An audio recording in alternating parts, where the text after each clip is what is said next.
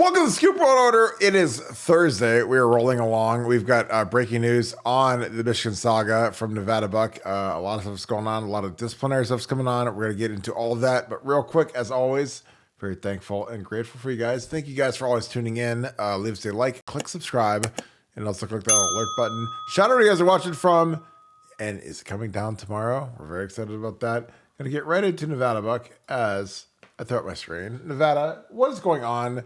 What is happening? What is Rob Petitti, the commissioner of the Big Ten, thinking right now? Give us the latest and greatest of what's going on with the University of Michigan. Well, I mean, right now, what you have to remember. Oh wow, that was quite. Hey, look at that! I'm a masonry expert. I threw out that brick wall real quick. Yeah, no. What's going on right now is not a whole lot, because a lot of this stuff, the die has been cast.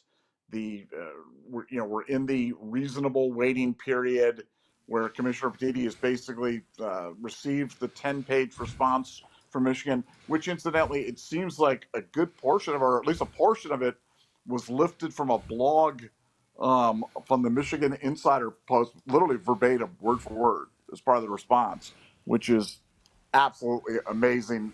In a story that could get weirder, that got weird. But one of the things that was brought up to me from somebody that knows from the broadcast side is the guys that are really some of the only people that are talking with the commissioner right now. Yep.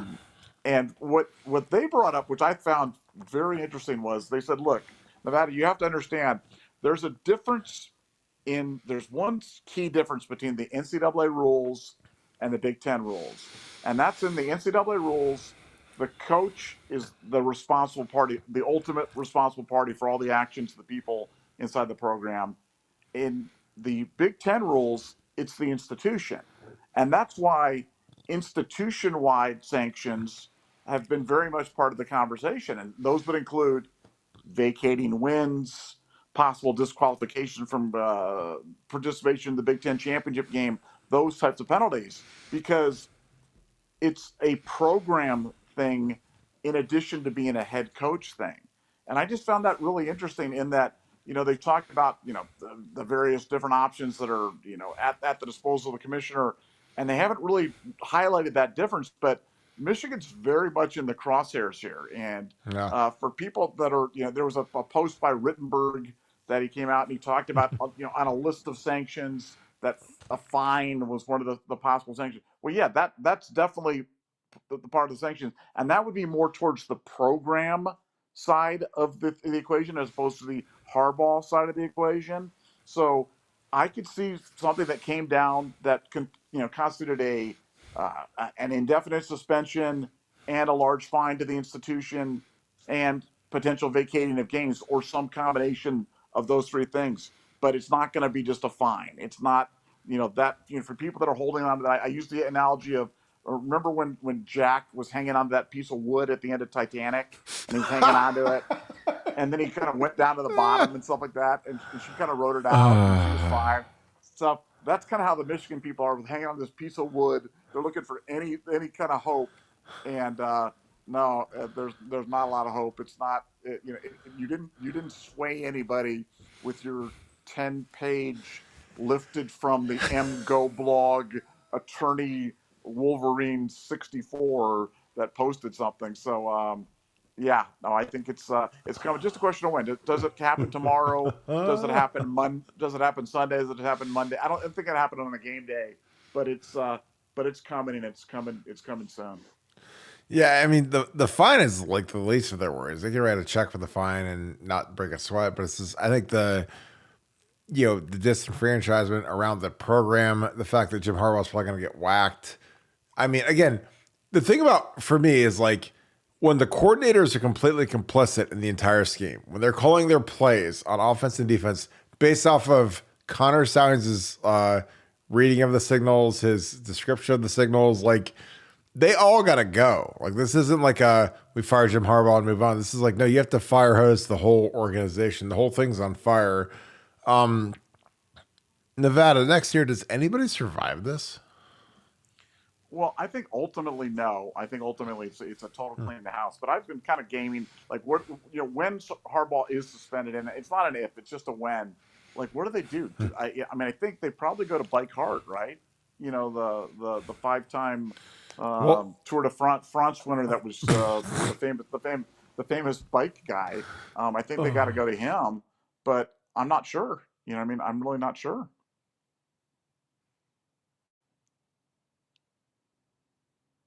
do you think that Mike Hart, if Sharon Moore is gassed and then the DC is gassed, does anybody survive? Because like I can't, I don't know how you keep Mike Hart, because like if the OC knows, then the position coaches knows. That's like the crazy part about it. It's like it's not.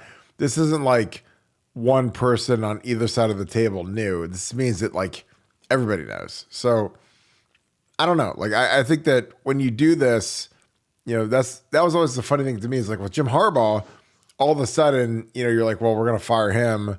But I'm like, how do you not fire Sharon Moore in the DC? Because, they're the guys calling the plays, and they're the guys that are like, hey, whisper in my ear what the play is gonna be. Okay. Oh, they're gonna run to the right. Okay, we're gonna bring it, double safety blitz, or we're gonna bring edge pressure or whatever based on your call. So again, like I know it goes extremely deep, but I don't know when you can stop, keeping people. Because I'm telling you, it's fascinating to me, because like, they say, oh, we'll suspend Jim Harbaugh. I'm like, well, the coordinators do probably as much or more than he did. So how do you manage that, Nevada? No, but if you read the 10-page response, basically what Michigan said is our coordinators are so stupid and so gullible that they believe that Connor Stalions could just sit there and just pick them off on this, the topics that from watching TV and from just, watching the signs, and that he was some sort of savant, like Rain Man there, counting cards and in kind of an emulate to Rain Man. Remember when Rain Man, the famous scene where they dressed up in the suits, the matching suits when they went to Yeah. Vegas on the card can? That's why he wore the matching outfits to the CMU game. You know what I'm saying? He likes to dress up like people that he knows, and that's kind of his thing. That's kind of a Connor Oh my Stallions God. thing. And yeah, he did it. And Connor Stallions was just he was dealing on the sideline, and the coordinators didn't know. So it's not really about what people think; it's about what they can prove. And in this case, they just got to. I think the proof lies with Harbaugh. The proof lies with the institution as a whole, and that's why they're going to get whacked. But like with the sunglasses on though, Nevada, honestly, it's like, I mean, he had the Meta Ray Bans where he had the little camcorder, the little light on it, and he's like hitting the light in between plays. Like no one's gonna notice there's a bright light shooting off of his sunglasses at night. Um, I No, mean, but let me ask you again, for people that watch Rain Man, what did Charlie Babbitt wear in Rain Man? He wore Ray Bans. Okay, I rest I rest my case. I mean, literally. what? He literally single handedly kind of set the Ray Ban business. I think it went up like 70% or something like that after that, or something like that. But I mean, Tom Cruise looked good. He looked good in that movie with those Ray Bans and everything like that. I mean, he looked cool. His hair was great. He was there driving the cars and everything like that. And you know, I just think that Connor's kind of old school. It was kind of a tribute. He did it as a tribute to all of us older people that enjoyed that movie, and I for one thank him and applaud him.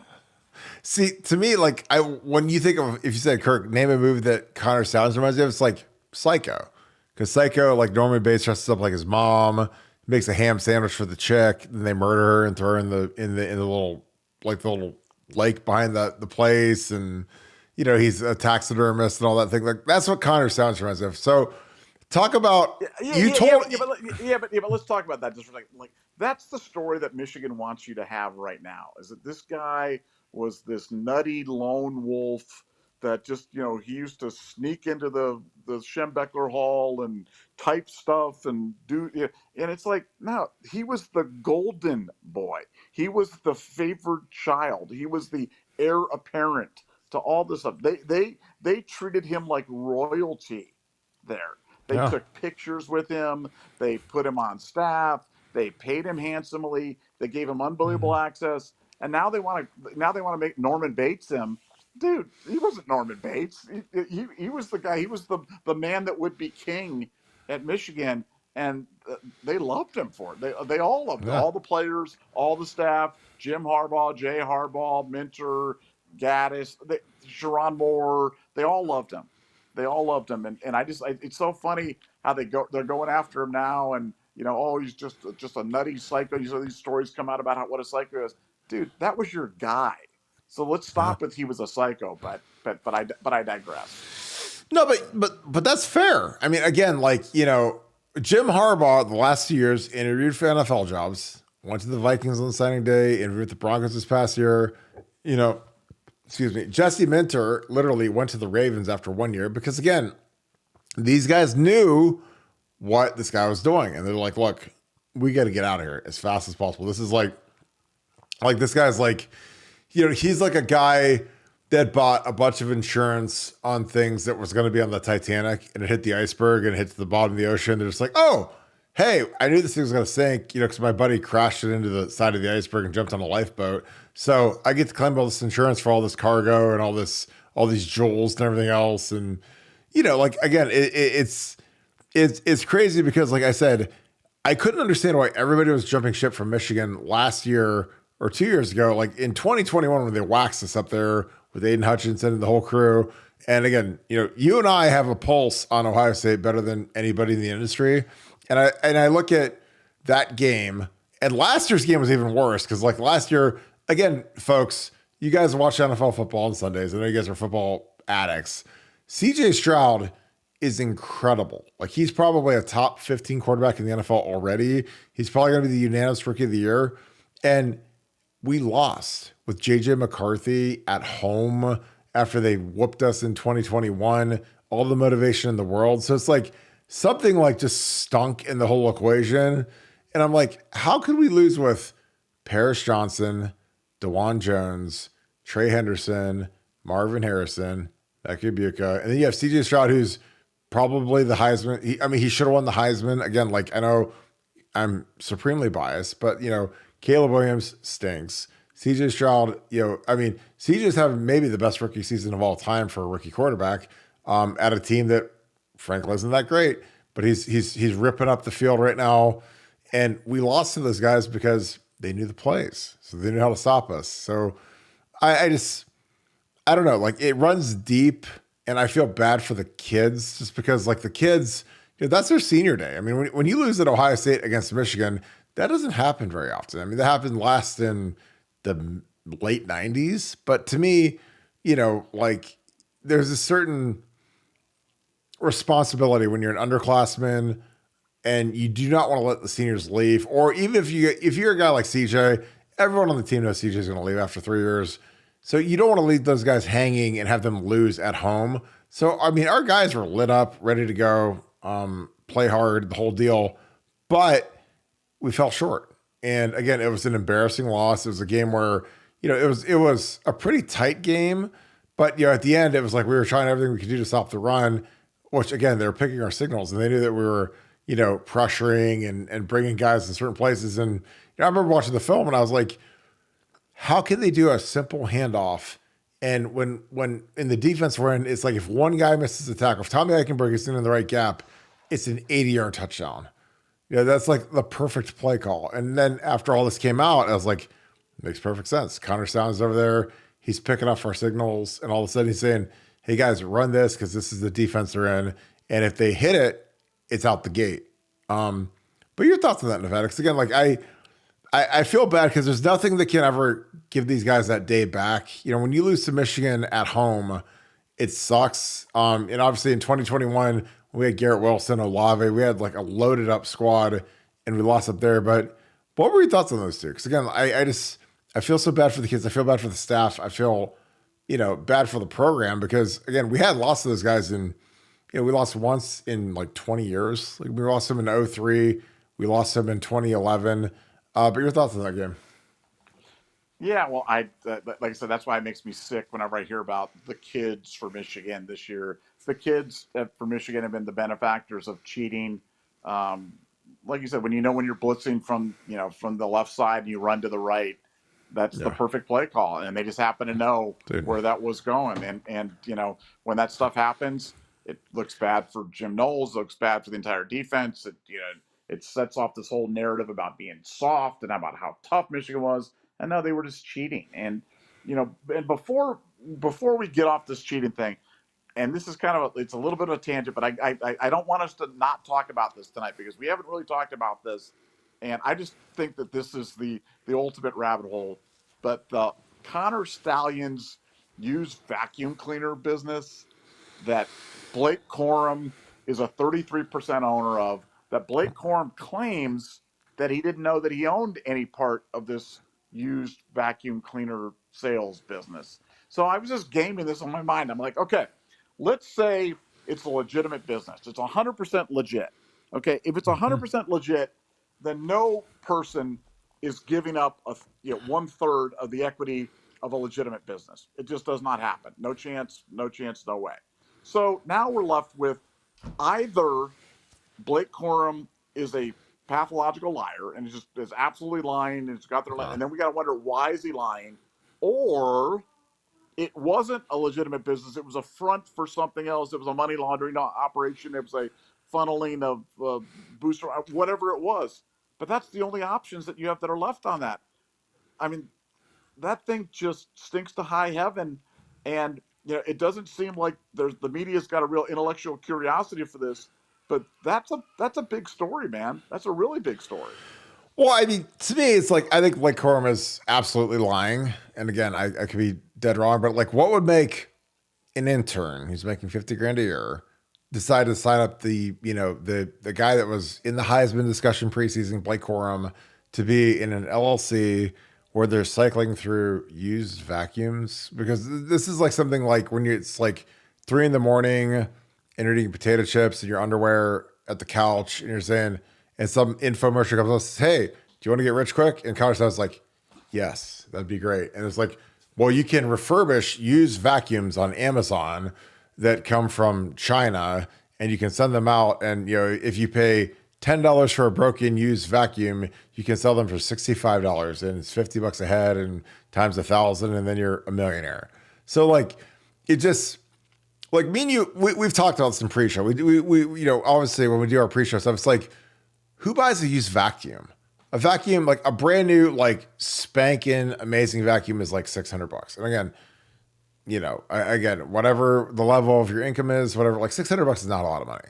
So, I bought my wife a new vacuum a few months ago. It's like $600. She loved it. It is amazing. I mean, it is crazy. So it's like, if you're going to get a refurbished vacuum, how much money are you really going to save? Like $100 to get one that's got dog hair and lint and the engine's blown out and shoot up black smoke and everything. So it was amazing. Like when all of these Amazon reviews came in and basically Connor Stalions was like getting these refurbished vacuums and then shipping them out as like they were like fixed and nothing was fixed on them. Like they still had dirt and hair and mold and whatever else in them. And like, I mean, these reviewers they're assassins. They're nasty. They point out every little flaw in the thing.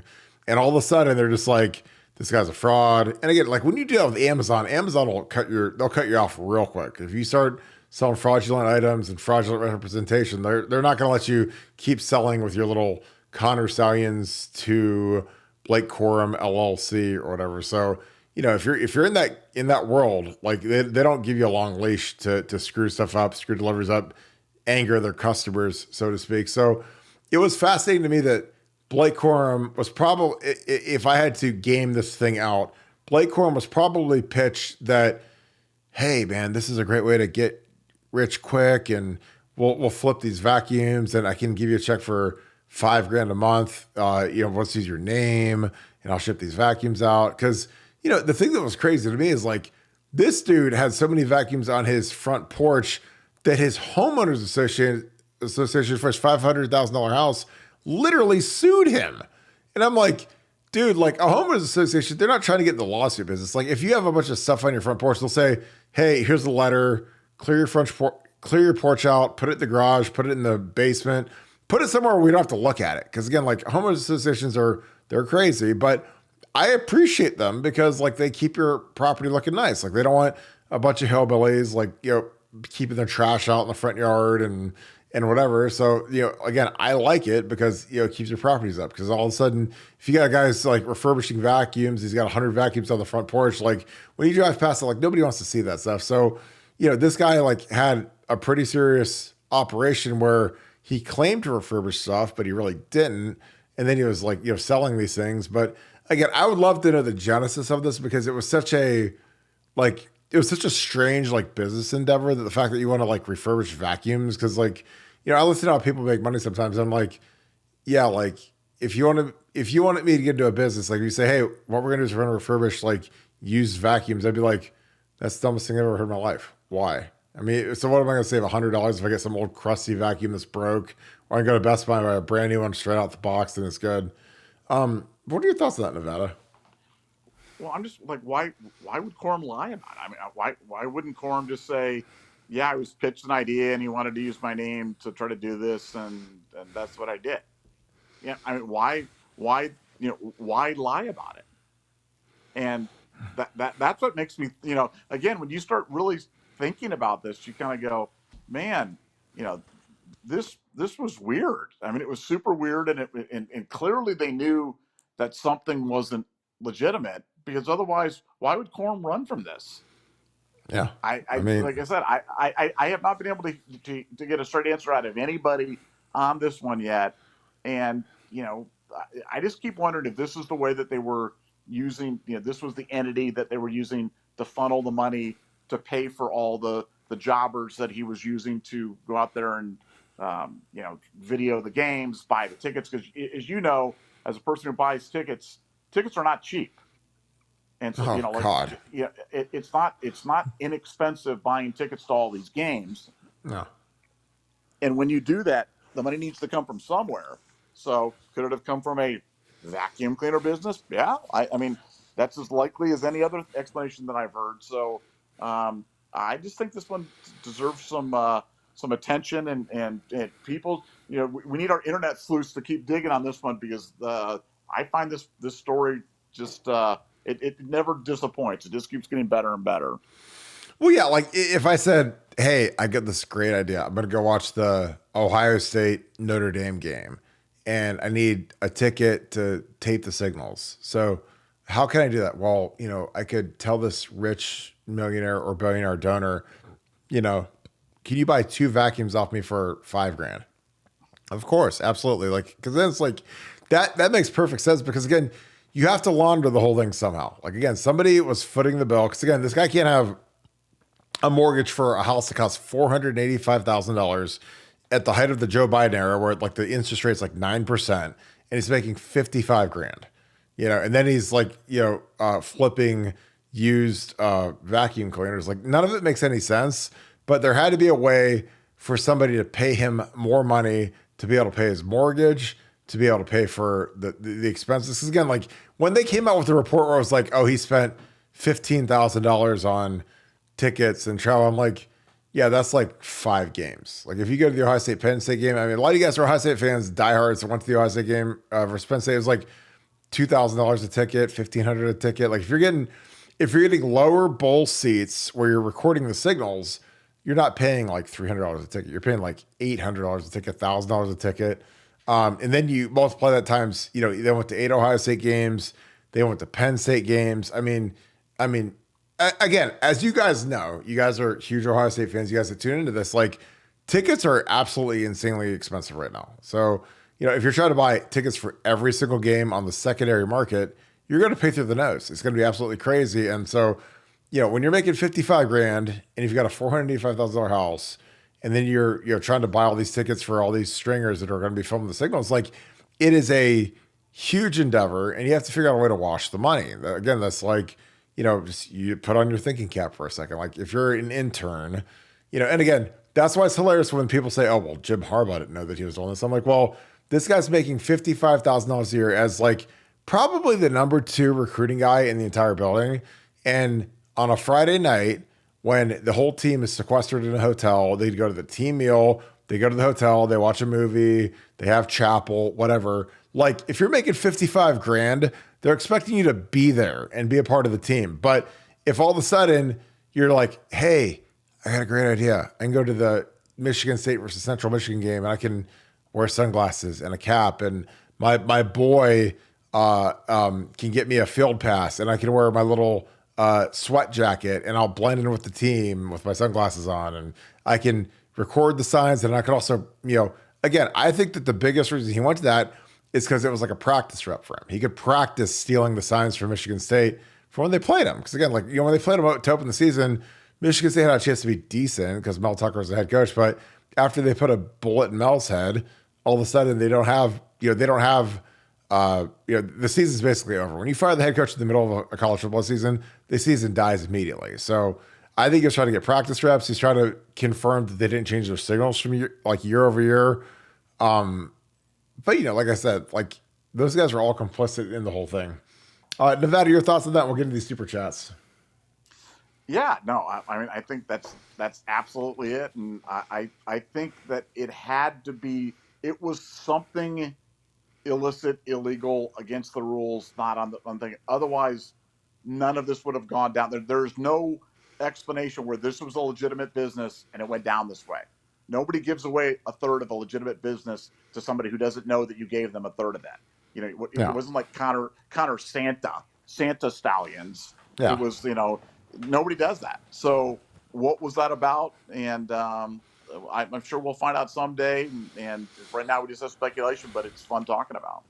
Well, yeah, and they formed the LLC in Wyoming, which I'm sure, like, Connor Stalions is in his infinite genius. It's like, well, for the most advantageous, tax state, let's go to Wyoming instead of Delaware. Because a lot of LLCs they're formed in Delaware, or they form them wherever you can get the most tax advantages. So it's like, well, let's do it in Wyoming.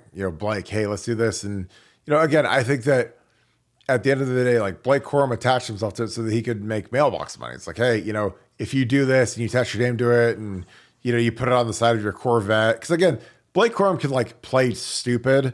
But, when you're a social media idiot and a moron, and you, like, tag hashtag business mogul, hashtag, BC vacuum VC, or Blake Corum vacuum. I mean, he was, like, tagging this stuff next to his, like, Corvette that he's, like, driving for the year. And he's like, oh, I'm a businessman, not a businessman. Like, he's JZ or something. And I'm like, dude, like, you tagged yourself and all that. And you can act like you're dumb, but I guarantee you, Connor Stalions, like, sold him a bill of goods. He said, hey, you do this, put your name on it. I'll give you a third of the company, and I'll pay you $5,000 in cash every month that I can use your name, and life will be amazing. And Blake Corum's like, really? And I can sign this LLC? Oh yeah, absolutely. You nothing to worry about. But I think that, the liar in the whole thing is Blake Corum. Because I mean, I'd bet a lot that he, unless you're absolutely insane and you want to go form an LLC with somebody else's name on it, I mean, that's a felony in the state of Wyoming. Like, that's a felony. Like, you can go to prison for that. So it's like, you're not doing that unless you have consent from the actual person, which I think Blake Corum was totally complicit in that. So get to the super chats. J.R. Parker, appreciate you, brother. As always, thoughts on Rich Eisen melting down over this. Nevada, your thoughts on Rich Eisen? I think he's worthless, but go ahead and give me that. Yeah, I mean, just put him in the Keith Olbermann type of category. Yeah. I don't know what happened to all those ex-ESPN guys, but they've kind of lost their mind. And, I mean, the problem is they're not even trying to be intellectually honest about this or fair. And so that you can't really listen to somebody when they're not even-handed at it at all and won't listen to the other side. So to me, he's lost all credibility and he's a joke. So that's all I got. Fantastic comparison, because like Keith Olbermann, like growing up on SportsCenter, was like decent puns, decent funny nicknames and all that thing, and now he's a joke. And Aaron Rodgers absolutely slayed him, because when he said, "Hey Keith, go get your 8th booster shot," or whatever, I mean, he absolutely destroyed him. So but I think it's the same way. I think Rich Eisen is so far in disbelief because, again, he's been basking in the glow of Ohio State losing to Michigan the last 2 years. And when he finds out that it's all a fraud and it was all a cheat, he doesn't know how to contain himself after they've been whooped for 20 years. So totally agree with that. David Fennell, this is an ultra important question. So all you guys that are like tuned in, or you guys are driving to work or whatever, listen to this. David Fennell, Kirk, your favorite wing sauce. Also, I've heard a ton of complimentary stuff on Ohio State. So let's see, are you impressed with the progress so far? Nevada, do you have a favorite wing sauce before I get into my diatribe? No, I'm going to defer to you because you are the expert on all things wings. All things fried. Okay, so yeah. Truffalo used to be a Buffalo Wild Wings staple for like 6 months, and I ate Mike Paul, who is a proud sponsor of Buckeye Scoop and is a regional director for Buffalo Wild Wings in Central Ohio, used to like stockpile truffle for me. I think I was the only person in the world that ate that and loved it because it smelled like mushrooms because it was truffles, and a lot of people didn't like it, but it's my favorite flavor of all time.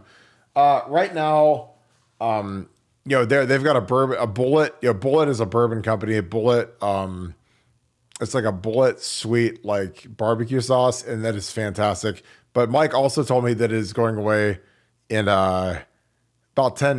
is like he says like you got like 10 weeks left of it before it goes away forever. And I'm like, dude, that's my favorite sauce. You guys keep getting rid of all my favorite sauces. But B-Dubs has great wings. Obviously, they're partner of Buckeye Scoop, big supporter of Buckeye Scoop. So, Desert Heat is fantastic. Yogi's, they've got a dry sriracha that's fantastic. So, those are my favorites. So I appreciate you, brother.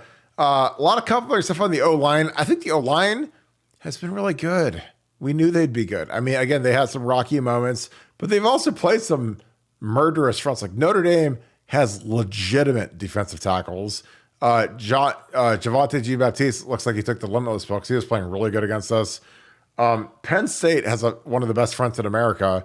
And this is why you guys need to tune into our show because, again, people that are stupid and don't know anything about football, they go and watch practice because they go and stand there because they're dumb. And all of a sudden they're just like, well, the second O line is terrible and they're trash. And they got ran through at the one, 6-period practice meeting they saw. And Nevada and I sat there and said, well, let me know when that matters. Because here's the thing, like the second O line never plays ever. They might play when we're up by 80 points, but we've had all 5 guys be, knock on wood. All 5 guys have been healthy. They've been good and they've been improving. So, when people worry about the second O line, it's like when people say, well, Kirk, aren't you worried that Jeff Bezos can't afford to go out to lunch today? Like, no, I'm good. Like, I think he'll be okay. He can go eat wherever he wants. He can go fly his jet and he can probably buy the whole city wherever he wants to go. But that's kind of what it's like when people say, are you worried about the second team on the line at Ohio State? I was like, no, because they don't play. We don't rotate anybody on the second O line. We've had the same 5 starters all year. But I'd love your thoughts, Nevada, on the O line. Well, again, this isn't a second guess because if you're a listener, you heard us talk about this. They rotated the offensive line like crazy through fall camp. And when you do that, it just takes a little extra time to build some cohesion. Now you can see them building the cohesion. And as a result, they're doing a lot better. That combined with Trey Henderson coming back fully healthy and things are starting to happen. I'll still insist that it's going to come down to Ryan Day's play calling. If Ryan Day's on and he's calling good plays like this weekend against Michigan State, the running game will work, the line will look good, and everybody will be happy. But, it's, to me, it's schematic, and Ryan's just got to, embrace what he needs to about running constraint, keeping defenses from teeing off against the offensive line, and they'll be just fine. But I like the group. Totally agree. Appreciate you, brother. All right, Casey, you're up next. Keep hearing Michigan say they will leave the Big Ten if any suspensions are levied. There's no chance. You say bye. Any truth to that? No. Also, will it happen tomorrow? Nevada, your thoughts on that? Will Michigan leave the Big Ten tomorrow? No, I wish. That's my dream. I'd love that. Go to the SEC and play Auburn and Bam every year. They're just, just like that's. But again, that's when you hear that stuff, you read it, you kind of go, like, who takes that seriously? Like who in their right mind would listen to that and kind of go, yeah, that's that's possible. Michigan could leave the Big Ten. They're not leaving the Big Ten. I sincerely, from the bottom of my soul, wish that they would. I hate them so much. I wish that they would go and become irrelevant in some other conference or whatever it would be. But no. Sadly, they're not leaving. They're not leaving today. They're not leaving tomorrow. They're not leaving next week. And the last issue on a million issues that they would leave the Big Ten over would be trying to protect Jim Harbaugh, because there are a lot of people, probably the majority of the administration, board of trustees, higher donors, that hate Jim Harbaugh every bit as much as we hate Jim Harbaugh. So they're not leaving, as much as that would make me happy, not going to happen. Yeah, after they signed the richest TV deal in the history of the sport, like, why would you ever leave? You're one of the 2 flagship schools. Again, like, if you go to the very top of the food chain and look at the Big Ten, the new Big Ten, it's probably 3. It's probably Ohio State, Michigan, USC. I don't think Oregon's on that level. I don't think Washington's on that level. But, like, when you're Michigan, man, you are an A-list plus type brand, and like you're not going to go to the SEC. You don't want to go to the South. You don't want that smoke. You don't play Bama and Florida and Georgia every year. So I mean, they're in a good spot. They're one of the two flagship schools of the Big Ten, the old Big Ten. Now that you add the massive haul of USC, UCLA, Washington, Oregon, like you can't. I don't know. Like I don't know why you'd ever leave the Big Ten right now when it's a money making machine. They're coast to coast. They're from Los Angeles to New York. I mean, it's just again, like the moves that have been made in the last 2 years are spellbinding in terms of who you've added. You get the two biggest schools in Los Angeles. You've got Rutgers in New York. You own Chicago. So you have all these markets, and the way Apple and Amazon are getting the streaming services, like I'd never leave the Big Ten because those guys are going to show up to the bidding table and just write a massive check, and people are going to be like, wow, like just unfathomable money. So, but I would love if they left. That'd be amazing because I don't know where they'd go. I mean, it's like, I don't know. All right, Jolie, 82, thank you for the 5. It was said a few days ago. Play had 6 future Hall of Famers on that 2021 team. That is rich, but potential. Who other than Hutchinson has done anything in the NFL from that team? I don't know. I mean, their O-line, none of the O-linemen got drafted high. Hutchinson obviously went 2 overall. Mazzie Smith was a first-round pick. I mean, he's kind of like a whatever rotational guy with Dallas. But, I mean, that's kind of it. I mean, the quarterback was young. The running backs are still there. And in 21 for Ohio State, like, I mean, Garrett Wilson could be an NFL Hall of Famer. Olave would be a fringe guy. Paris Johnson could easily be a Hall of Famer. DeWand is maybe the best rookie offensive lineman in the NFL this year. So again, it was perplexing when we got smacked up there, but I see exactly what you're saying because it's pretty crazy. Nevada, do you have any thoughts on that? Well, I mean, when you talk about Hall of Fame players, you're talking about or Hall of Fame, like people that made an impact, right? People that made a Yep. difference. Well, who made a Yeah. bigger difference than Connor Stalions?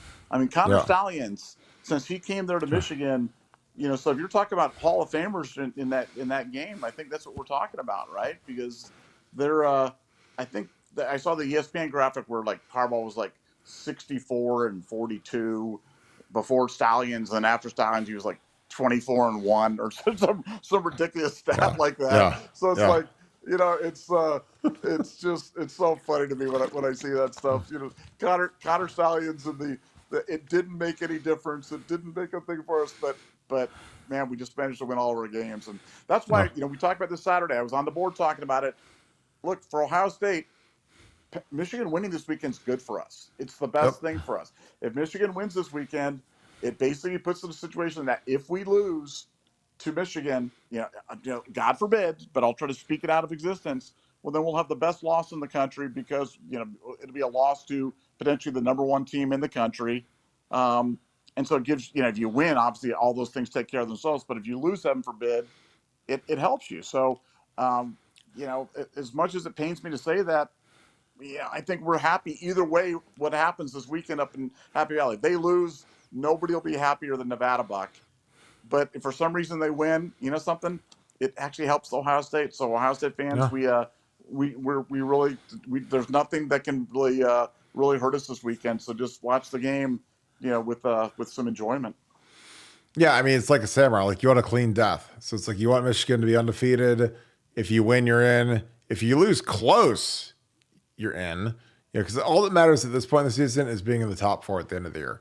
Like in the playoffs, and then you have a puncher's chance to go against Georgia or Michigan or whoever's in the top 4.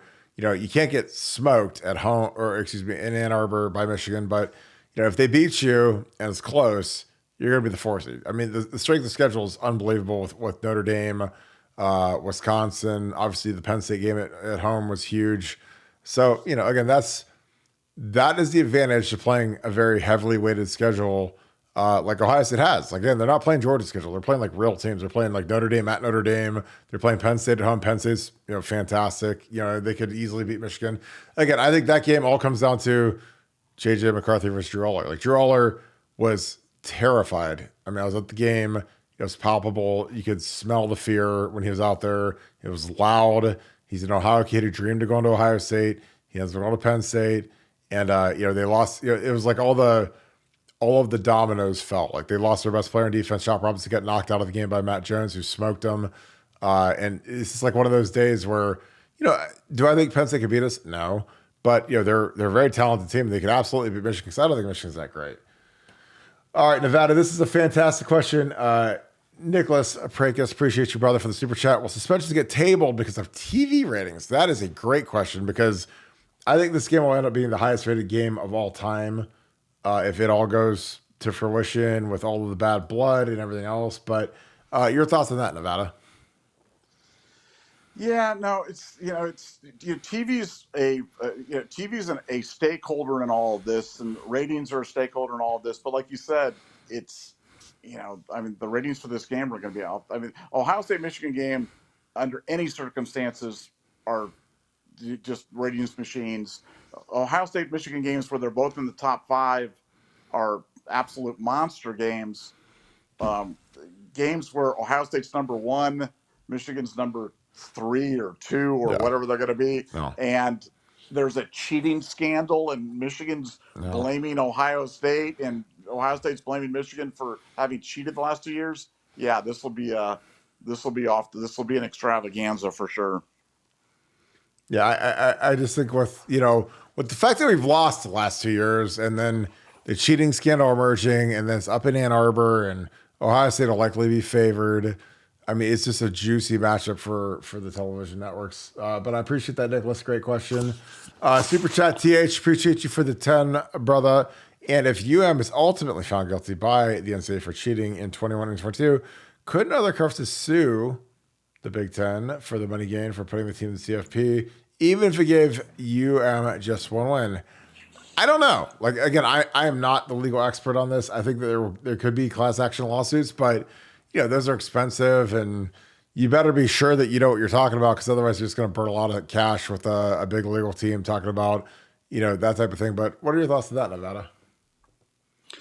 Yeah, I think those are tough. I think will that stuff happen? Yeah, probably, but I don't think much will come of. I don't think much will come of that. But I've seen those things filed before in a lot of different sports and a lot of different situations, that I've just never seen anything come of it. Until it does, probably don't put a lot of weight in that. Yeah, I mean, it's kind of like when somebody sues the NFL, like when the Niners played the Ravens when you're in New Orleans and there's a power outage, and magically, San Francisco had all this momentum and they had a power outage for 30 minutes, and all of a sudden the Ravens ended up winning, and people tried to sue the NFL for that. Like, it just, it just seems like a waste of time, a waste of money, a waste of everyone's time. But you can file the lawsuit, but if you're going to waste all that money, you might as well make sure you got a chance to win. The LLC, appreciate you, Sean. Thank you, brother, for the 5. The address on the LLC is the address of Stalions and Odia. Quorum has the same address. Let's send the LLC for him, but Ellis is the resident. Again, I can't imagine somebody in this universe that would add an owner to an LLC and they did not consent to it, because that literally is breaking the law. That's literally a felony. It's literally, I mean, you can go. I mean, that's a day one of law school type lawsuit where say, hey, I wasn't a part of this. I can't go start a company and add Jeff Bezos and Bill Gates is like 33% owners, and then go represent that and hope that it works. Like, you're gonna get sued immediately, and you're gonna lose immediately, and whatever. So, I don't know, Nevada. I just think with Quorum, I think that he's lying through his teeth. He's trying to backtrack from something that was probably presented as like fast cash, like mailbox money. But what are your thoughts on that? Well, what people have to remember about LLCs and owning a business like that, like, you think about it and you kind of go, wow, this is great. I've got 33% of the equity in this business. But you also have 33% of the potential liability of the LLC. Yes. So, say that louder for the people in the back. That's the most important thing. It's like, look, it's fun to sign up for those things, but like if something goes sideways, you're on the hook for that. So say that louder. Yeah. So you have that situation. So you can't just like assign that to somebody. Like, I'm going to give you 33% of this potential Yeah. risk, Yeah. and is handed off to somebody else that they Yeah. don't know about. That's why this whole story makes no sense. But it just shows you. I mean, the Michigan man, the whole thing is it's about lying. It's about Yeah. obscuring the truth. It's so funny. It's absolutely cultural up there Yeah. in terms of what they do. That the fact that their starting running back is just lying. He's getting up there and lying to everybody, and nobody has the intellectual curiosity to ask him, hey, Blake, why are you lying about this? Why are you lying? So I mean, I don't know, but he's lying. You know it. I know it. We all know it. Well, again, like Blake probably was boys with this guy with Connor Stalions. Connor Stalions, he's a jock sniffer. Like, I mean, I've seen him around the program at Ohio State, and he said, "Hey, this would be great. Here's the deal. I watched this infomercial at 3 a.m. They said, hey, you can sell refurbished vacuums and make a fortune. It's like the real estate, like get rich quick scheme. And, here's the deal, dude. Let me use your name for it. We'll call it, BC to RV, Blake Corum to refurbished vacuums, LLC, whatever they called it. And I can guarantee you $5,000 a month or $4,000 a month or whatever the number is. And like, you don't have to do anything. Me and my boys are going to handle it. We're going to get my big house.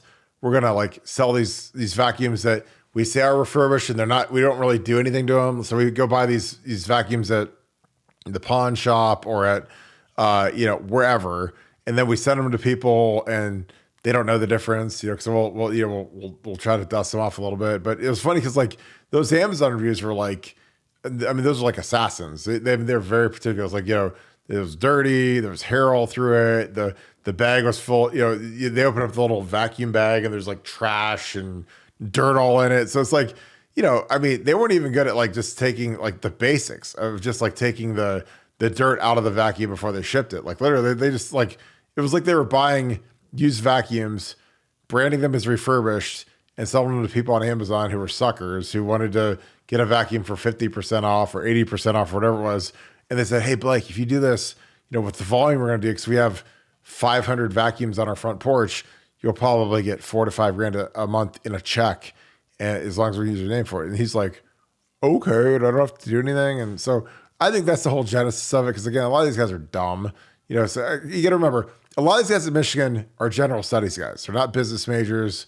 They're not smart. So you go look up their bios and see what their bio is. General studies, which is like, I don't even know what that means. You go study general stuff, I guess, but you're not getting a real degree. Like you're not going to be like a business major, because a lot of these guys, they go to Michigan and they're fed this bill of goods. So, oh yeah, you can get into the Stephen Ross School of Business, and then those guys show up and they like can't even read or write, and they try to test into that school, and they get shipped to general studies, which is like, it's like Forrest Gump. Like you can go read like tread tires and that kind of thing. That's what their degrees are. So again, it's stupid, but again, they're dumb players. And Blake Corum is lying. I mean, I bet a lot of money he's lying through his teeth, and he was in on it because he thought it was going to be fast, free money. All right, let's go to my boy D Sonny. Actually, I got to do David real quick. So, thoughts on Penn State versus the Cheaters? Hate to say it, I think the Cheaters won by 2 scores. Penn State passing game isn't good.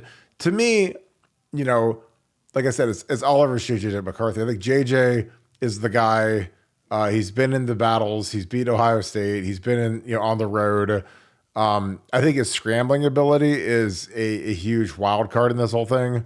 So to me, I just think that, if you put a gun to my head and say, Kirk, bet your life on who's going to win, I would say Michigan, because they've won 2 Big Ten titles, even if they're cheating their hair off. JJ McCarthy is a far superior quarterback to Drew Aller. And I hope I'm wrong. I hope you guys can get on Twitter and harass me and get on Buckeye Scoop and say, Kirk, you said JJ was better than Drew Aller. But like when I went to the Ohio State Penn State game a couple weeks ago, and I saw Drew Aller in person, who's he's a true sophomore, first year starting, and he came to the Horseshoe, he was absolutely terrified. Like, I mean, he was like a white girl in a scary movie. He was like running from Michael Myers and running from the guy in the Scream mask. Like, that's what he was, terrified. So, to me, I just think the advantage of quarterback is too severe. I hope I'm wrong. Again, I pray to God that I'm wrong and Penn State whoops them because I hate Michigan. But what are your thoughts on that, Nevada?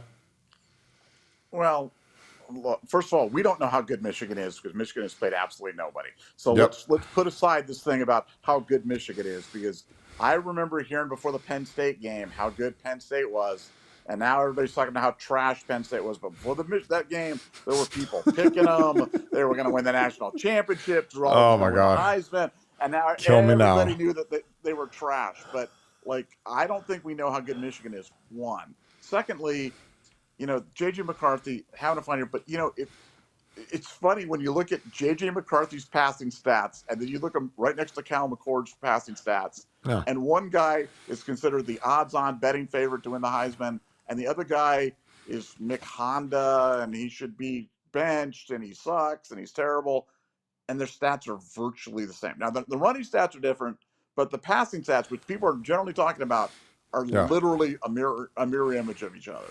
So Yeah. I'm not on the Michigan is this unbeatable, force of Yeah. nature type.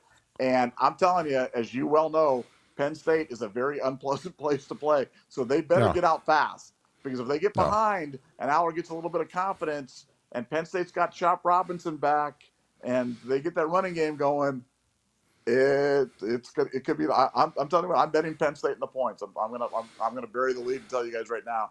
I am betting Penn State in and taking the points. Nevada, how trash is it that it's not a night game?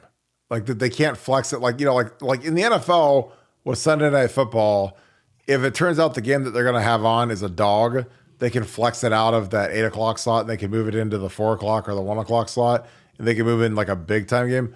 How trash is it that the Ohio State Michigan State game is a night game, and Penn State Michigan at Happy Valley, which is the toughest place to play in the country, is a noon game? Well, wait a second. Now you're the driver of the I love noon I games I, bus, I man. do. So No, there's nobody in the I world. I love noon games. You can call me the king of the noon game. I love noon games. I do. you're Kirk Noon. Kirk Noon. Go ahead. Yeah. Oh man. I hate noon games, man. I hate everything about noon games, and I just think that it's terrible. I think it's at least a 5 or 6 point difference in that game. I think if that game was at night, I think Michigan would be in deep trouble. Yeah. But it's not. So we just deal with what we got. Yeah, I think it's like at Happy Valley when they're good, that's like an 8 to 10 point swing. I'm just telling you, like when we lost out there 17-10 in 05, we were way better than they were. But I got hurt. We couldn't do anything on offense. Our defense played absolutely lights out, and we just hung them out to dry. It was as embarrassing as anything I've ever been a part of. But I still apologize to AJ Hawk when I saved it for that game, because I was like, you guys did not deserve to lose to Texas and Penn State because we sucked so bad on offense, but we did. This is a great question, D Sonny. Again, D Sonny, you bring the heat every night. Appreciate you, brother. Do you think there's guilt from the O State staff about not realizing Michigan was cheating? That's a fantastic question. You said something felt off. I'm sure coaches felt it. Well, again, the Keenan Bailey signaling sheet was found in 2018 after we hung 62 on them and they waxed. They destroyed Don Brown's aura, because again, going into that game, the whole narrative was like Don Brown is the greatest defensive mind in the history of football. And then we get out there with Dwayne Haskins and Terry McLaurin and Paris Campbell and Johnny Dixon, the whole crew, Olave, and we run crossing routes and we score 62 points and we threw for 8,000 yards. And they had that, they had that cornerback out there that was like one of Jerry Lewis's kids on the telethon. And we just wore that dude out until he was about to die, because we kept throwing it at him. And I was like, this guy can't cover anybody. And they just kept throwing the ball over and over again. And I was just like, you don't want to say it wasn't fair, because if you're dressed and you're starting out there, that it can be your day to get picked on. But Ryan Day was so unmerciless when he was the OC versus Urban that they're like, this guy can't cover anybody. We're going to throw at whoever he's guarding. We're going to throw it to him every single time. And we did. And it was just horrific results for Michigan. I mean, they gave up 62 points. And going into that game, you would have thought they were the 85 Bears, or Jesus and his disciples were playing defense against us. And I was like, it's still Michigan. They're still kind of whack. They're not that great. And Dwayne Haskins can throw the absolute F out of the ball. He's got the greatest arm I've ever seen at Ohio State. and we get really fast guys at the skill spots. And sure as can be, we get out there and we chuck it all around, and they can't stop anything. But after that game, they found that Keenan Bailey sheet where it said, Keenan Bailey wore a blue shirt 65% of the time and a yellow shirt 20% of the time and green shirt. And when he does the wobble wobble, that means that it's a pass, and he does the duck walk, it's a run, and this means it's trips left, this means it's a run to the right. And they had this whole like sheet, but it didn't help them that day. But again, I think that once they found that, because again, like I know people on the sideline who swept the Michigan sideline after the game, they found that sheet. Some idiot left it behind, and they sent it to Ryan Day. Ryan and his staff was very aware of this is how intricate their sign stealing business is. So you better switch it up. I think that there's always some guilt when you've been played, because I feel like the last year is like our staff has been played. But again, I think that that's something that they're going to be very tuned into this year to counteract that. But what are your thoughts, Nevada? Well, here's the thing, and this I don't think we've ever talked about this, but Ohio State changed their signs at halftime last year. They changed their signs at halftime. What Ohio State didn't realize, but what people have to understand is when you change your signs at halftime, you're not changing your signs to something that you haven't ever used before. You're changing them to a sign that you've probably used earlier in the year at some point. So what Ohio State hadn't contemplated was, wow, what if they've scouted 9 of our games and have all of our signals on tape and have all of our signals coordinated to that, and have a guy calling this stuff in real time who's got a binder that's like an encyclopedia thick of all of our stuff. So when they switched to week 3 signals, because again, you only have 20 hours a week or whatever you have of practice time. Yeah. You can't have 19 different signals for the guys, one for each quarter or one for each possession. It's not possible. We've talked about the realities of trying to do it, when you've got 11 guys on the field, and you've got to be able to communicate to the dumbest of the 11 as well as the smartest with equal effectiveness. It's just impossible to do. So Ohio State changed their signals. They just didn't have any idea the extent of the sign signaling, and that's why the second half performances by Michigan have been so unbelievable for the past 2 years, because coaches know that they might have had their signals going in, but they thought once they changed them that there'd be some sort of period of time where they had some sort of advantage. But no, Michigan had them all, so they were able to switch right back to it, and they were even more effective in the second half. But that is actually what happened last year.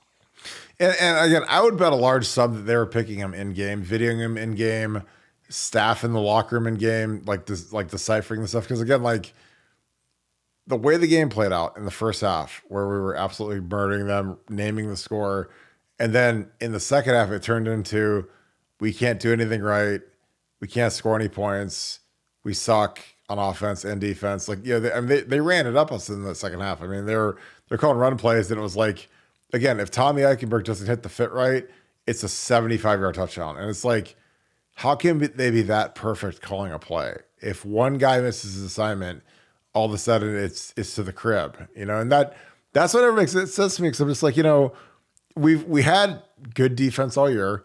Obviously, I think we're a lot better this year just because of the talent that we have, especially with some of the rotational stuff at defensive tackle and at safety. But we weren't like dog water last year. But again, the way they played us that second half, I was like, what is going on? And again, we played better defensively against Georgia, and Georgia was far superior to Michigan. Obviously, Michigan got ran through at TCU, and again, like they didn't have the signals for TCU, so that's why they gave up 1 million points, and they looked like the JV squad because all of a sudden they couldn't cheat, and life was not as fun anymore. D Sunday, I appreciate you, brother. You're always in here. Appreciate you being regular. Tater Buck, my man, I appreciate you as well.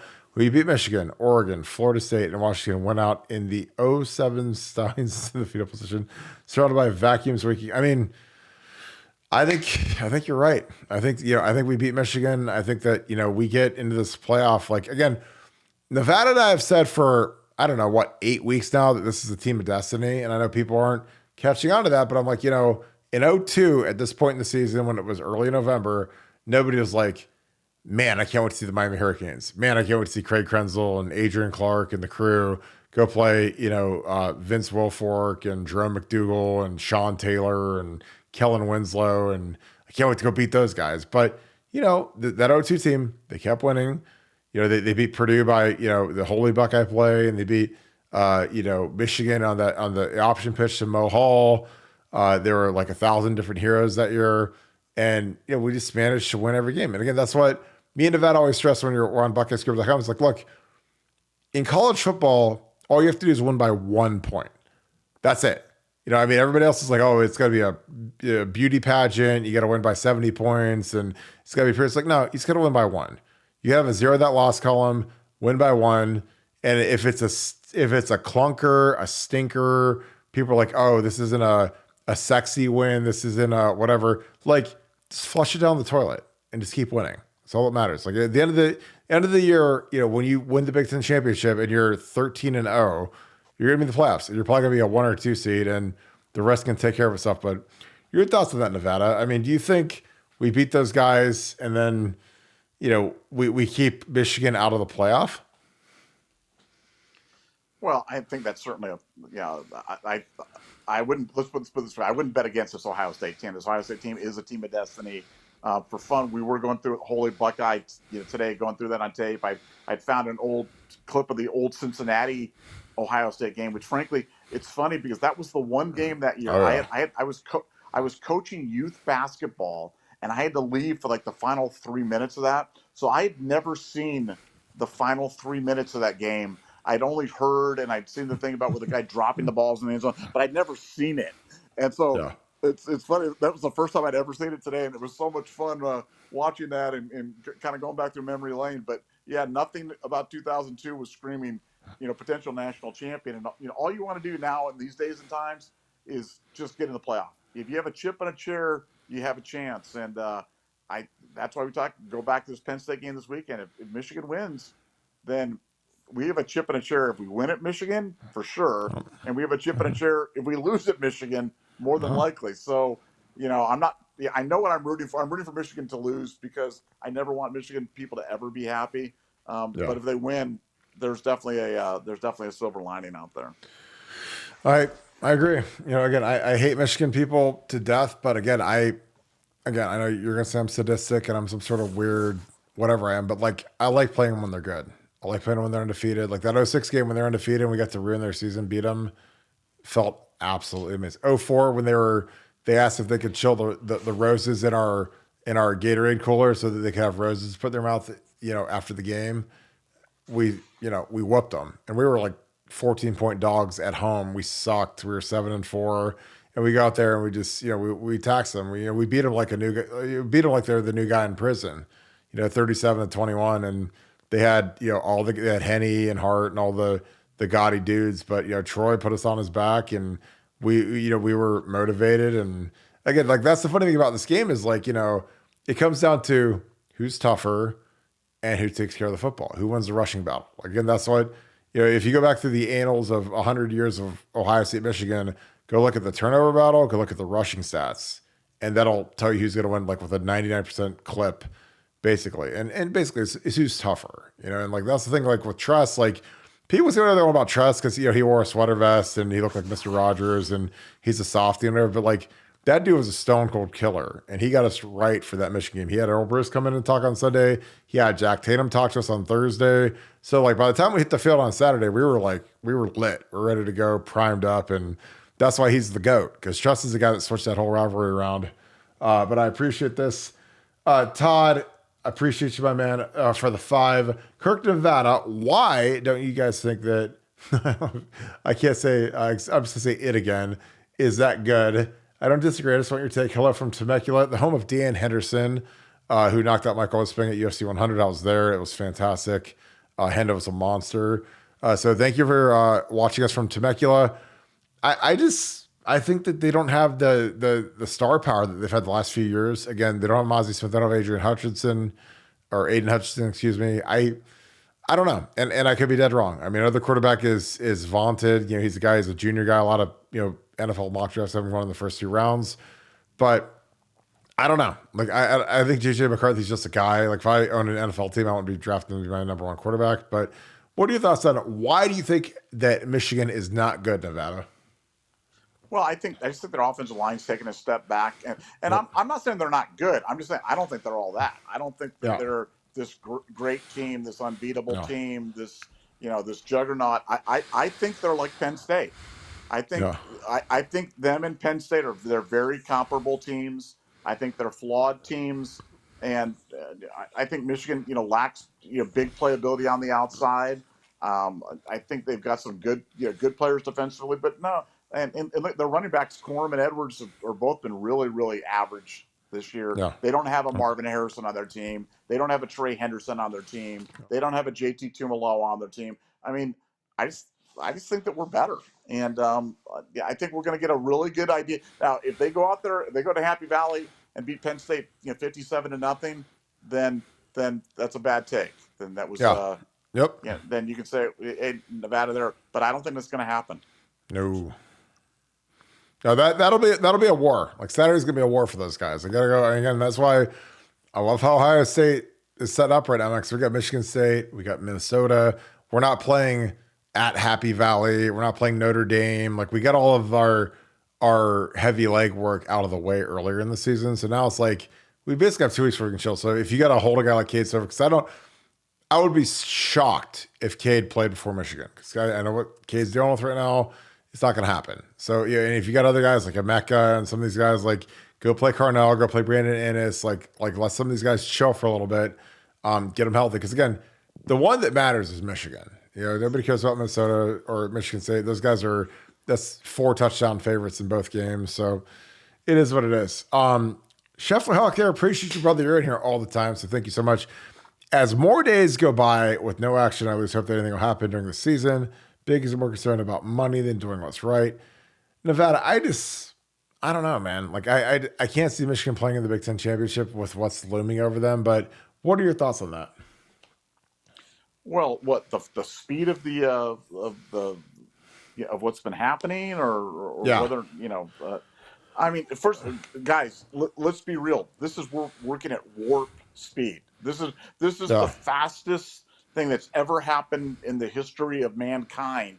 Is this thing? And right now, anytime you've got a legal battle where people have talked about lawyering up, then you have to make sure that you're doing things by the book. And what the book requires is you go out there, you have a meeting with the university president, done that. mm-hmm. Then you send them a letter saying you notify them of pending penalties, done that. Then you give them a reasonable period of time to respond to that, done that. Then you carefully consider their written response to you. That we only got the response 1 day ago. If you issue the ruling within hours of getting the response, basically what you said is, I didn't even read it, to be honest with you. Yeah, And yeah, so you're so the lawyer's telling you, hey, guy, just wait, just chill and wait. So all you're hearing right now is all this noise out there from Michigan people talking to each other and congratulating each other how they backed off Tony Petitti and how they've won mm, and how he's cowering in fear and wavering and all stuff. When in reality, nothing's happened. All he's yeah, doing is waiting out the reasonable time, drinking a scotch, and waiting for his lawyer to say, "Okay, yeah, now you can unleash hell," and yeah, and sign it to him. So that is what's going on. yeah. I mean, again, when you're dealing with a high-profile decision, big pressure decision, and you've got a full legal team, combing over it, they're going to give you, this is the best case, the worst case. This is what you can do. This is what you can't do. So this is not like some, shoot from the hip and hope for the best and hope that Michigan's, compliant with the discipline. It's like, I mean, this is a major decision. Like, do you whack Michigan hard? What's the severity? Who knew? That's why it's so fascinating, I believe, because nobody, this is uncharted territory. Like when a team's literally cheating and they're beating teams and they're costing people their jobs because they're so proficient at sign stealing because they've literally gone and in a live setting videoed signals and they've spliced them together with film and Connor Stalions became the Rain Man of breaking signs. Like this is a major deal. I mean, this is like winning the World Series of Poker and finding out you're cheating. This is like Lance Armstrong finding out that he's juiced to the gills. Again, it's like, it takes a lot of the luster away from what they've done the last years because they're cheating. So again, I I'm right there with you. This is one of the best super chats we've had. Philip, I appreciate you, brother. Signed up for the scoop a few hours ago, BuckeyeScoop.com. If you guys love this podcast and you guys want like the super duper amazing version of this, like join our message board because it's like we podcast 24 hours a day on the message board because we're always talking about what's going on, breaking news, answering questions. So our board is absolutely on fire, smoking hot right now. For $12.99 a month, like you can't find a better entertainment value in the universe than joining BuckeyeScoop.com because like we've got thousands of members. They're all smart. They're all good people. Super high people at the university subscribe to our site. It's just a different breed. You know, it's a high end experience, high end country club type experience on a message board format. So we'd love to have you guys. Phil, this is a great compliment. Signed up for the scoop a few hours ago. Already tell spent many hours of my life on there the next few weeks. I mean, we live on it. So nothing to be said there. Nevada, any thoughts on that? Nah, just for anybody who hasn't really experienced the message board, it's really fun. I mean, it's a great. Yeah. It's basically it's an online community of like-minded, smart people that can share a lot of experience, a lot of business experience, a lot of sports experience, a lot of life experience, and they're just constantly threads that will be of interest to you, whether it be about wine or television or great games from the past or betting or whatever it might be on there. And for 30 cents a day, it's a great place to hang out. And yeah, the more the merrier. Totally agree. D Sunny, again, appreciate you, brother. Speaking of Team of Destiny, is McCord's drive against the Irish the most clutch drive in Ohio's recent history? I mean, it's got to be up there with the Krenzel Purdue drive. Again, I'm supremely biased when I speak on this, but like Troy Smith at 05, go back and watch the fourth quarter of that 05 Michigan game because we were dead in the water and we were down like 12 with like 7. Because again, this is like one of those photographic memories I always remember. I was like looking at the scoreboard, like we're down like 12 with like 7 minutes to go. And I'm like, so we need to score 2 scores basically. You can't get the touchdown, the 2-pointer, and the field goal. Like you have to score twice to beat these guys at home. 7 minutes to go. Again, that 05 Michigan team was very talented, but they were very injured all year. But by that time, they had everybody back. They had Mike Hart, they had Jake Long, they had Hanny, Woodley, like this, David Harris, like guys that were legit dudes, legit players, Alan Branch, and Troy marched them down the field. And again, you always get massive bonus points when you do it against Michigan, especially a good Michigan team. Like, because again, like there's a lot of teams that are like, quote, good Michigan teams, but I always evaluate like what do their players do in the NFL? How good were they? And that 05 team had like ballers everywhere, and Troy marched us right down the field against those guys. But Nevada, your thought? Was that Irish drive at the very end as clutch as you've seen in Ohio State history? I mean, it was clutch. I mean, it was. I mean, Oh yeah, it certainly was up. It certainly was up there. The great thing about that was just so many big plays. It wasn't just one big play. It was 4th and 7 to Fleming, and then obviously the great dot to Emeka, and the fact that he was able to battle through one of the 57 intentional grounding penalties we've gotten this year and still battle it back and get in there. No, it was great. It was a great moment for him, great moment for the team, and great. I mean, let's face it, the entire narrative of the season changes if we don't win that game. So that drive had far-reaching implications. It's amazing how 1 point, 10 men on the field can change the entire tenor for the Notre Dame season, for the Ohio State season, for a lot of other teams in the playoff season. So yeah, that was big. And I was glad they didn't have 11 guys on the field, especially when the defensive end was missing when we handed the ball to Chip Trayanum and he scored. But I digress. Jim, could the Big Ten be waiting until tomorrow because Friday is Veterans Day and a court holiday? So, again, in the universe of the news dump, would that be the ultimate like strategery to like wait till the team is like people are out of the office and dump it at 3:00 in the afternoon? I don't know. I mean, I've seen crazier stuff. I've seen stuff happen late on a Friday when people aren't paying attention. But what are your thoughts on that, Nevada? Well, I mean that certainly I've had that the thought put to me by some really smart people. So wouldn't surprise me. Timing these things is always tough, but Friday of Veterans Day makes a whole heck of a lot of sense. But also waiting till Sunday or Monday after the Penn State game, That makes sense too. So I mean, I guess I could argue it either way, but yeah, it definitely tomorrow's an interesting day because it is a holiday, and Oh, but I don't know if I don't know if Petiti wants to be seen as trying to use that kind of gamesmanship, so that may actually work yeah. against him doing that. He may not want to give them the side of like, oh, you did it during a holiday, you're trying to cheat us, and so he's thinking that. I mean, Petiti, this guy, he's a Harvard Law graduate. He Yeah. was the CEO of the College Sports Network, of the MLB Network, COO of Major League Baseball. I mean, this guy, he's not intimidated by the fact that No. Michigan managed to hire lawyers who were able to steal their brief off of Go blog.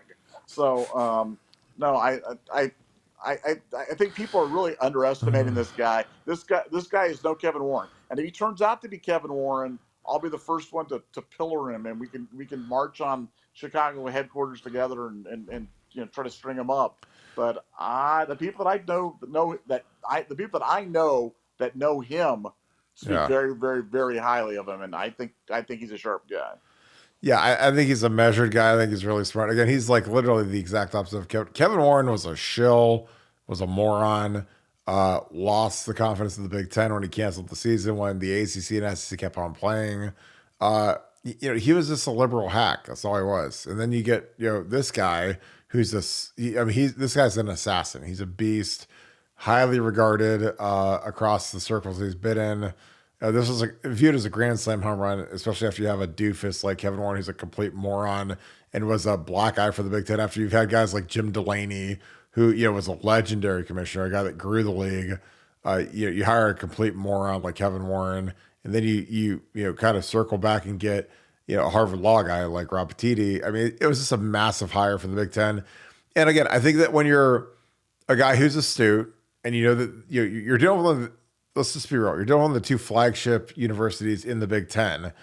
You have to really be measured. You have to, okay, like let's make sure that we got this right. Let's make sure we, hammer them so it doesn't happen again or whatever. But, I mean, you're not dealing with Rutgers or Indiana. This is a major brand, and they're going to want to fight and do the restraining orders and all that other jazz. But I just think with the paper trail that they have that's so glorious, like you have no chance. I mean, these guys had Connor Stalions literally at a game on a Friday night to open the season against Michigan State on video, 4K.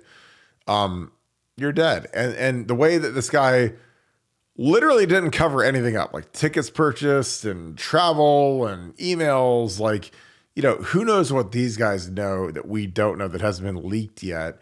But I mean, it's going to be astounding when everything comes out and they do the full report and then they end up whacking Michigan for a long time. Well, let's wrap this thing up, Nevada. Final thoughts. Again, appreciate all you guys showing up. But what are your final thoughts to wrap this thing up on this Thursday? Yeah, it'll be interesting to see if it drops tomorrow. I'm betting no, just because I don't think Petiti's going to want to be seen as doing it on Veterans Day, but I could be wrong. So stay tuned. This thing could literally pop at any time. So stay tuned to the news and stay tuned to the scoop. Appreciate you, brother. As always, thank you guys for tuning in. If you enjoyed this content, leave us a like, click subscribe. Also, click that little alert bell. Again, I want to hear you guys to shout out where you guys are watching from. Put that down in the comments. I always love seeing where you guys are at. But always, appreciate you guys so much for kicking it with us. Give me your prediction. Does it happen tomorrow? And we're all the way down to Friday. They got Penn State on Saturday. So, I mean, it's game time for Rob Petiti and the Big Ten to figure out what they're going to do with Michigan, because I think it's going to be critical and I think it's going to be very harsh. So, but as always, thank you guys for tuning in. Thank you, Buckeye Nation, and thank you, Scoop family. I'm going to talk to you guys tomorrow. It'll be Friday, getting into that Michigan State game, that night game, that November night game that we never have had before. So we'll be ready to crank it up and rock and roll. So as always, thank you so much. Talk to you guys tomorrow. Go Bucks.